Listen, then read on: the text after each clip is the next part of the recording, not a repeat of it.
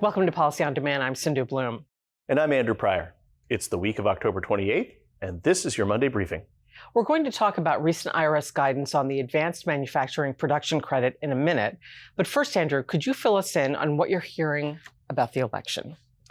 Well, I think you're seeing the race tighten, both in terms of the White House, the House, and the Senate. And I think that's to be expected, a week out from Election Day.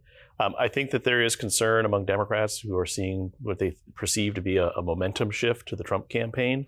But at the end of the day, it's still a statistical dead heat in the key electoral, states, the battleground states. And it's also a coin flip in terms of House control. And the Senate, I think, still is expected to flip to the Republicans, even though there are a few races for the Republicans in Texas and Nebraska that seem to be tightening up. But I think at the end of the day, with Trump having such an outsized lead, and you're not expecting ticket splitting, that those races will probably still break to the Republicans. So maybe one thing that may cause concern for Democrats is the fact that the national polling would show a statistical dead heat between former President Trump and Vice President Kamala Harris. And at the end of the day, I think Democrats, because they are so unevenly distributed around the country, and Republicans are more evenly distributed around the country, I think Democrats would feel probably more comfortable if they had a 2, 3, or maybe even 4-point lead in the national poll. But at the end of the day, this is a race that's going to be decided by the Electoral College, and it's going to be decided by those 7 key battleground states in the Frost Belt: Michigan, Wisconsin, Pennsylvania, and those 4 key Sun Belt states: Arizona, Nevada, Georgia, and North Carolina. So stay tuned. So, and I want to quickly touch on the G7 meeting and what came out of that as it relates to the OECD. Yeah, so G20 and G7 finance ministers met in connection with the IMF and World Bank meetings here in Washington, D.C., and they both issued communiques. And they were both very consistent in terms of the commentary they had around the OECD Pillar 1 and Pillar 2, expressing continued support for implementation of Pillar 1 and Pillar 2, noting that Pillar 1, that the MLC signing is kind of being held up by an agreement on Amount B, but then also talking about the UN Framework Agreement on International Tax Cooperation, expressing support, but also noting the need for consensus building, as well as, to avoid duplication of effort of what's going on at the OECD. So some of the same, but some interesting, little parsing of the words there. Right. Thank you. Thank you for that. And now let's turn to the Advanced Manufacturing Production Credit, which was established by the Inflation Reduction Act. The goal of this credit is to incentivize the domestic production of certain components related to clean energy. We're so pleased to be joined by Wendy Punches about what this guidance means. Wendy, welcome. Sindhu, it's great to be here. Wendy, before we get into the regulations, could you refresh our viewers on the basics of the Section 45X credit? The 45X credit, also known as the Advanced Manufacturing Production Credit, was one of the new credits created under the Inflation Reduction Act. Basically, it provides a tax credit for domestic production of certain eligible components, including solar and wind energy components, inverters, qualifying battery components, and 50 applicable critical minerals. The amount of the credit varies depending on the component that is produced and sold. So for example, in the case of a solar module, it's 7 cents multiplied by the capacity of the module. But for others, it could be 10% of the production cost, 10% of the sales price, etc.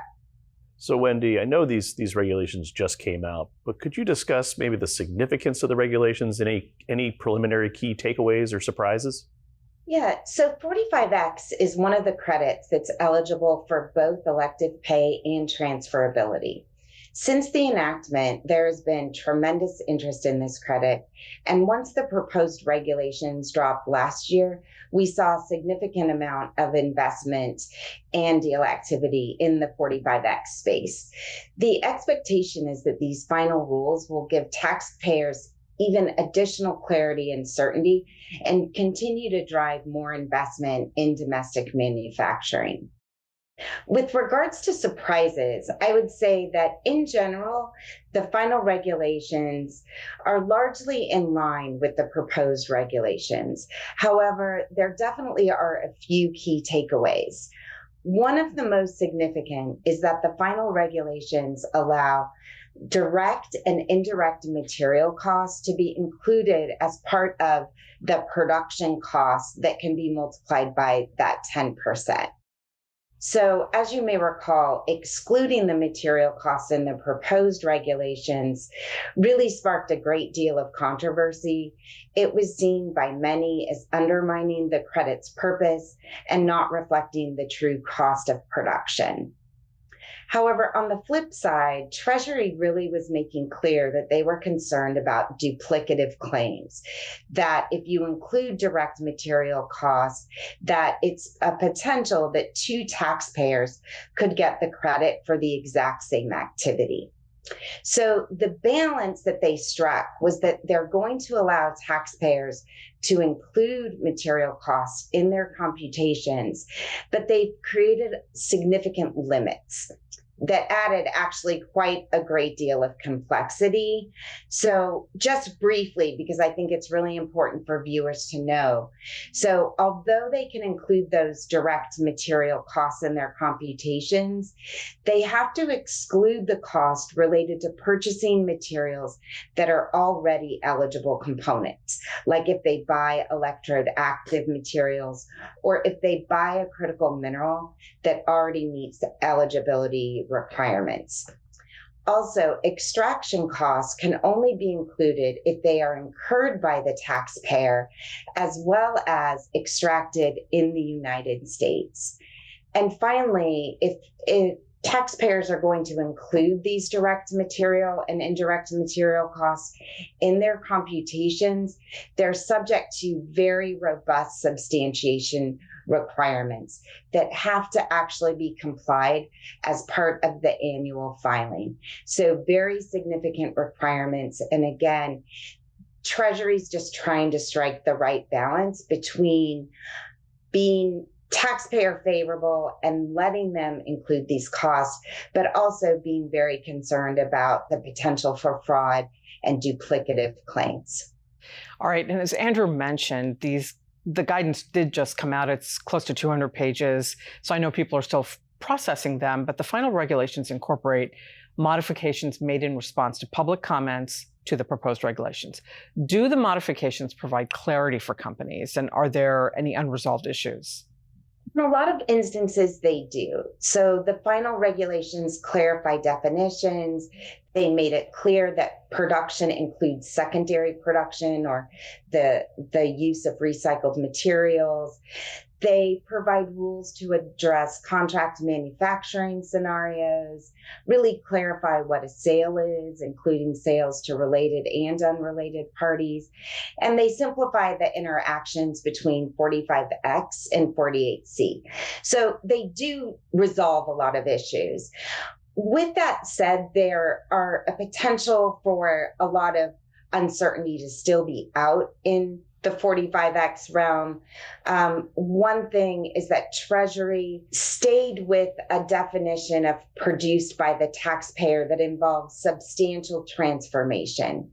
And there was a lot of feedback that, hey, maybe you should go back to the rules from UNICAP, like 263 Cap A, because there were a lot of concern that this new concept of substantial transformation will lead to a lot of litigation and controversy.